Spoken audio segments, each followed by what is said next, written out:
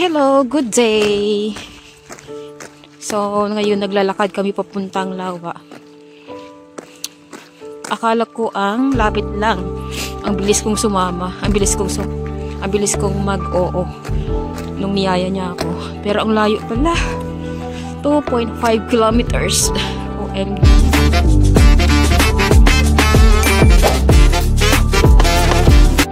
Ayan na siya.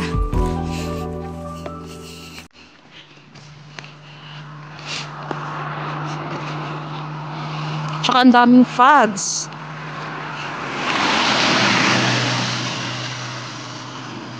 Dito sa road na to walang masyadong sasakyan.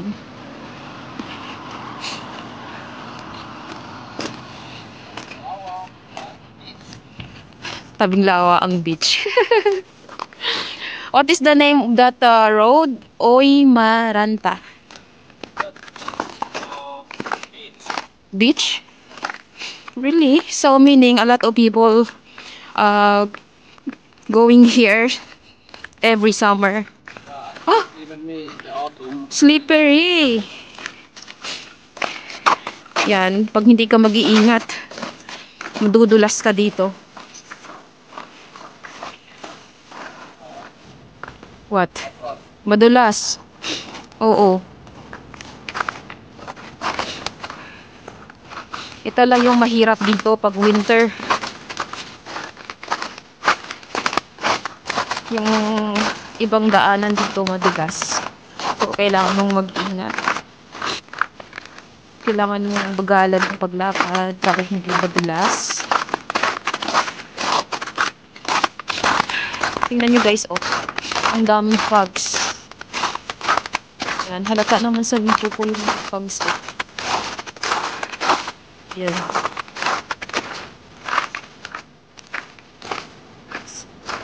So, ilang araw na ding umuulan. Kaya, nagme-melt na yung snow dito. Honey, what is that there? That house?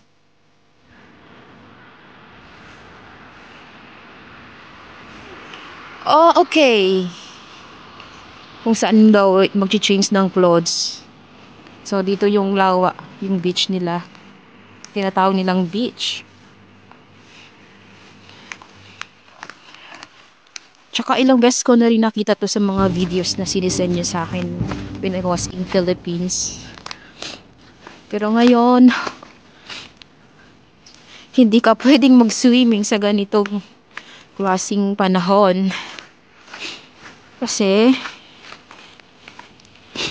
nagyayelo yung tubig nila sa Lawa.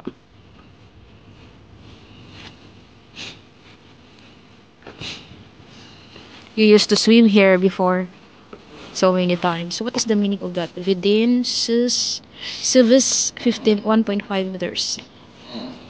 That is the paglalim ng tubig ay isa 1.5 metro. Okay. Oh, may gulay. Ay, honey! Ah! Talaga?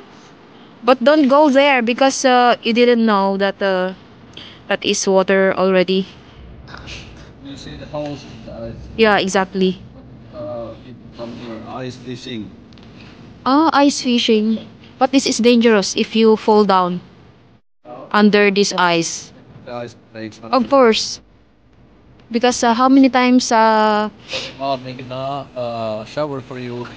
How many times na nakita ko sa movie, honey, na they went down and there is water under the ice. A lot of fogs. Okay, this is the great Lawa that it's like it's nicer to come here during the summer to see. But I like it also in the autumn when it's a little bit cold and some refreshing swim here and then go to summer. Ganyan sila. Lalangoy sila sa malalim. I mean sa malamig na ice and then going to sauna. Honey, don't step that. Mm. Look, oh. It's obviously there is water under the ice. The ice is even here very thick. Yeah, very thick. Yan.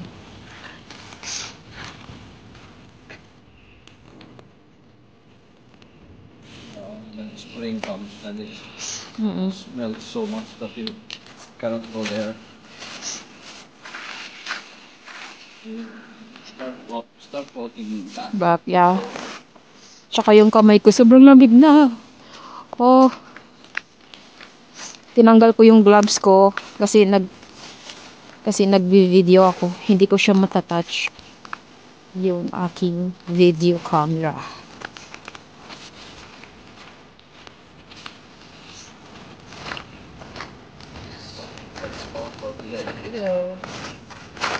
Thank you for watching. See you in my next vlog. Go to another place still.